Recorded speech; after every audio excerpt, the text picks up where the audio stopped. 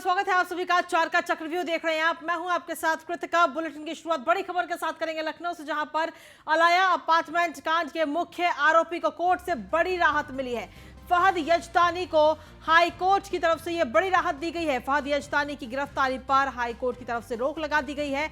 आपको बता दें कि अलाया अपार्टमेंट हादसे में 3 लोगों की मौत हुई थी।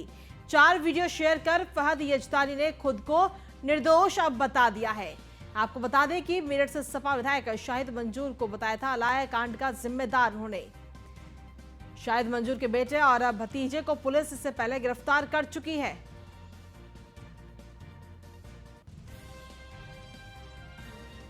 वहीं कोर्ट से राहत मिलने के बाद अब मीडिया के सामने आ सकते हैं फहद यजदानी। अभी तक वो मीडिया के सामने नहीं आए।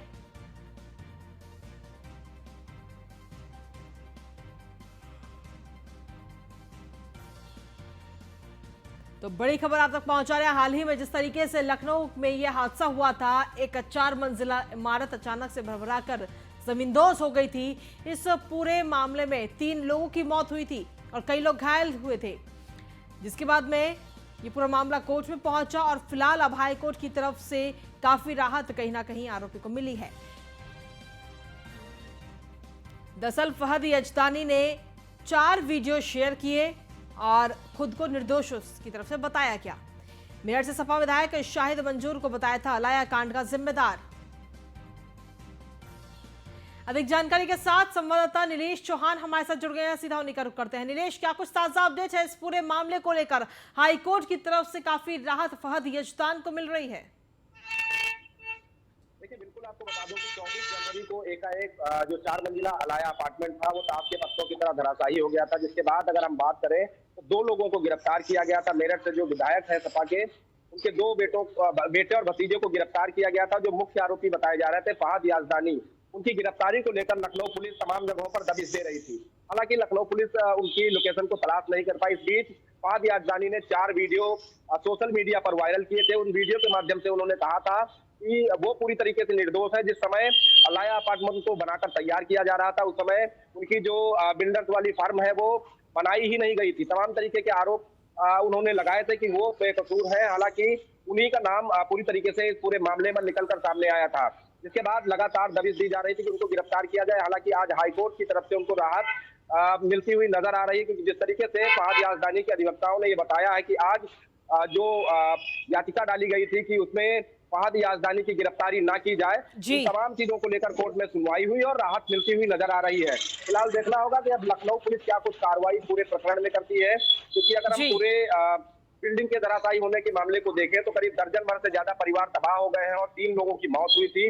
और जो परिवार उसमें रहते थे उनकी गाड़ी कमाई का पैसा तो डूब ही गया, साथ ही साथ उन्होंने गाड़ी कमाई से जो प्रॉपर्टी बनाई थी, संपत्तियां बनाई थी, जो घर के अंदर रखी थी, चाहे वो जेवर हो, कागजात हो या जमीनों के कागज हो, वो मलबे में आज तक ढूंढे नहीं मिले हैं। हालांकि अब देखना होगा इस पूरे प्रकरण में लखनऊ जिला प्रशासन, लखनऊ विकास प्राधिकरण, नगर निगम लखनऊ क्या कुछ कार्रवाई करता है, क्योंकि ये बड़ी घटना थी। करीब 36 घंटे तक रेस्क्यू ऑपरेशन चलाया गया था, जिसमें मौके पर उत्तर प्रदेश के डीजीपी, साथ ही साथ प्रमुख सचिव, उसके अलावा तमाम एनडीआरएफ, एसडीआरएफ, यूपी पुलिस, अग्निशमन के जवान लगाए गए थे और बड़े पैमाने पर युद्ध स्तर पर ये रेस्क्यू ऑपरेशन चलाया गया था। नीलेश, बेशक चाहे गिरफ्तारी पर रोक हाईकोर्ट की तरफ से लगा दी गई हो, लेकिन अब आपसे जानना चाहेंगे कि जिन 4 वीडियो की बात की जा रही है जो यजदान की तरफ से जारी किए गए, आखिर उन 4 वीडियो में क्या चीज थी? देखिए, उन 4 वीडियो को जारी करते हुए फहद यजदानी ने तमाम तरीके के सवाल खड़े किए। उनका कहना था कि जिस समय अलाया अपार्टमेंट बनाया जा रहा था, कहा जा रहा है कि वो अलाया अपार्टमेंट फहद यजदानी की फर्म ने बनाया था। हालांकि फहद यजदानी ने उसे सिरे से नकार दिया था। उनका कहना था कि जो उनकी यजदानी बिल्डर्स वाली फर्म है वो उस समय बनकर तैयार ही नहीं हुई थी।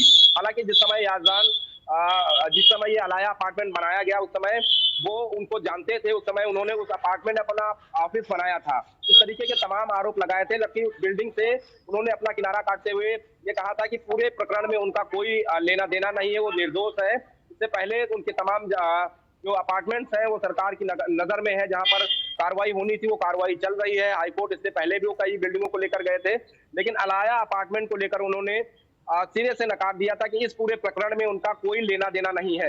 अब फिलहाल देखना होगा कि जब हाई कोर्ट से फहद यजदानी को राहत मिलती है तो उन उन खरीदारों का क्या होगा जिन्होंने अलाया अपार्टमेंट में 40 लाख, 50 लाख, 70 लाख रुपए के फ्लैट खरीदे थे। साथ ही साथ उसमें लाखों रुपए का नकदी उनके अलमारियों में रखा था। साथ ही साथ जेवरात थे, तमाम शैक्षणिक दस्तावेज थे, उसके अलावा तमाम जमीनों के प्रॉपर्टी के कागज रखे थे जो मलबे में तब्दील हो गए हैं।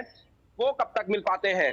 फिलहाल इस पर जो है जो उसमें रहने वाले लोग थे, परिवार के लोग थे, खरीदार थे, वो लगातार लखनऊ की मंडलायुक्त रोशन जैकब के संपर्क में है और रोशन जैकब खुद जो है इस पूरे प्रकरण में नजर रखे हुई है और एलडीए के तमाम अधिकारियों से भी ठीक वो है। तमाम जानकारियां मांगी गई है कि अलाया अपार्टमेंट बनाते समय कौन से अधिकारियों की पोस्टिंग उस समय रही थी, चाहे वो जेई हो, जी। जोनल हो, एक्सीएन हो या फिर अपर नगर आयुक्त हो, नगर आयुक्त हो, नगर निगम के कर्मचारी अधिकारी हो।